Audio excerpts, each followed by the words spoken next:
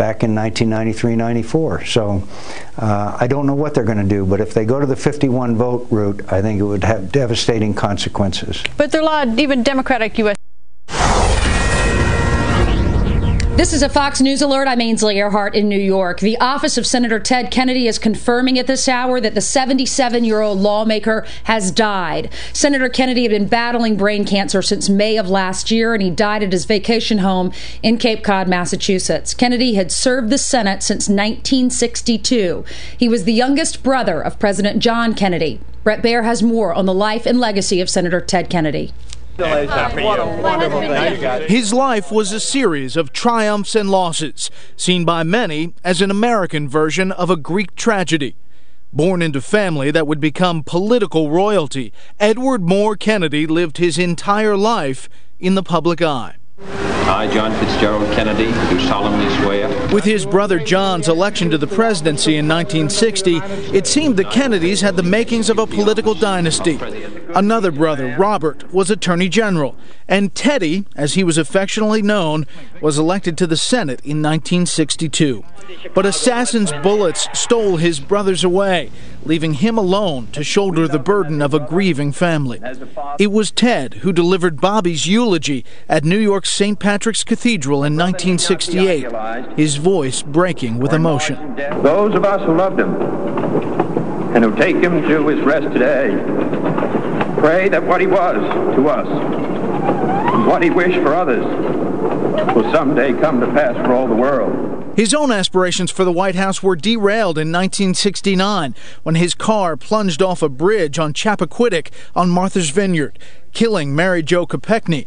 Kennedy swam to safety and only alerted authorities to the accident hours later.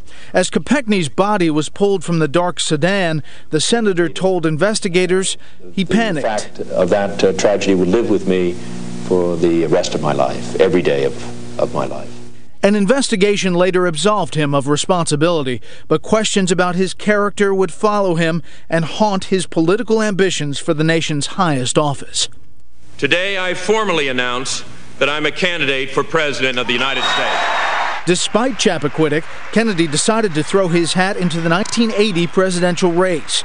Going up against incumbent Democrat Jimmy Carter, Kennedy lost his bid for the White House but gave a spirited speech at the convention. The work goes on, the cause endures, the hope still lives, and the dream shall never die. His run for the presidency over, he returned to the Senate, becoming the lion of the liberal left. But his private life became fodder for the tabloids.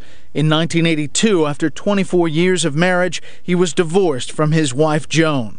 His prolific legislative achievements were often eclipsed by his reputation as a hard drinker.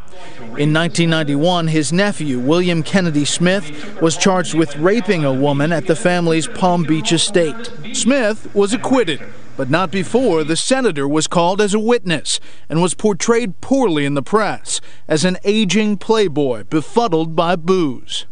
His once firm grip on Massachusetts, a state that had supported him through numerous scandals, was beginning to wane. But in 1992, Kennedy became involved in a relationship that would change the latter part of his life.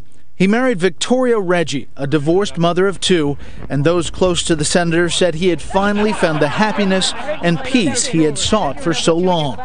He began to repair his tattered reputation, fighting for the social issues he believed in, like universal health care.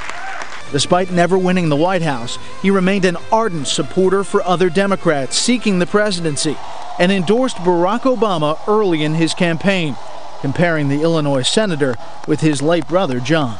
He is tough-minded, but he also has an uncommon capacity to appeal to the better angels of our nature.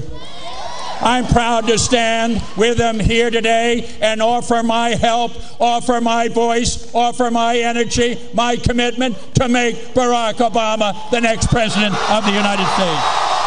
But in May 2008, he suffered a seizure at his Cape Cod home and was diagnosed with a malignant brain tumor.